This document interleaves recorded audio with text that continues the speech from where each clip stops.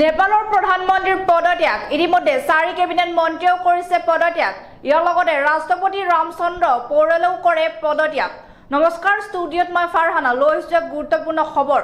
মৰিয়াই প্ৰতিবাদকাৰীয়ে হত্যা কৰিছে আৰক্ষীক আৰু নেপালত অধিক ভয়াৱহ ৰূপ লৈছে এতিয়া প্ৰতিবাদে দেখা পোৱা গৈছে যে প্ৰতিবাদকাৰীয়ে কাঢ়ি লৈছে আৰক্ষীৰ বন্দুক ইয়াৰ উপৰিও একাংশ প্ৰতিবাদকাৰীয়ে আক্ৰমণ কৰিছে বিত্তমন্ত্ৰীক ইতিমধ্যে 4 কেবিনেট মন্ত্ৰীয়ে পদত্যাগ কৰিছে নিয়ন্ত্ৰণৰ বাহিৰত হৈ পৰিছে এতিয়া কাঠমাণ্ডুৰ পৰিস্থিতি আৰু তাৰ মাজতে কাঠমাণ্ডু এৰিবৰ বাবে বিমান সাজু কৰিছে প্ৰধানমন্ত্ৰীয়ে ইয়াৰ মাজতে গম পোৱা গৈছে যে নেপালৰ প্ৰাক্তন প্ৰধানমন্ত্ৰী শ্বেখ বাহাদুৰ দেউবাৰ পত্নীক জ্বলাই দিছে প্ৰতিবাদকাৰীয়ে প্ৰধানমন্ত্ৰী পদত্যাগৰ পিছতে দেশখনত লাগিছে এতিয়া হাহাকাৰ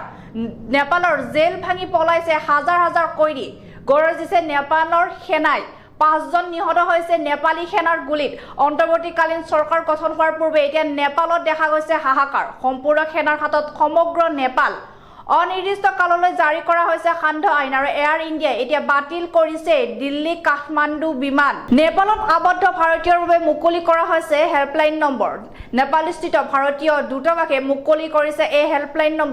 নম্বৰ দুটা হৈছে 97798086028881 আৰু 97798103200134 কোনো লোক যদি আবদ্ধ হৈ আছে ইতিমধ্যে এই নম্বৰত যোগাযোগ কৰক সিহঁতে ৰেজিষ্ট্ৰেশ্যন কৰা নাই এই কাৰণে বেন কৰি দিছে কিন্তু পিছত জানিব পৰা মতে মেইন ৰিজনটো হ'ল কি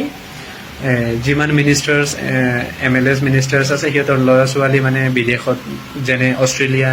আমেৰিকাত পঢ়ি আছে লাক্সাৰিয়াছ লাইফ যি মানে স্পেণ্ড কৰি আছে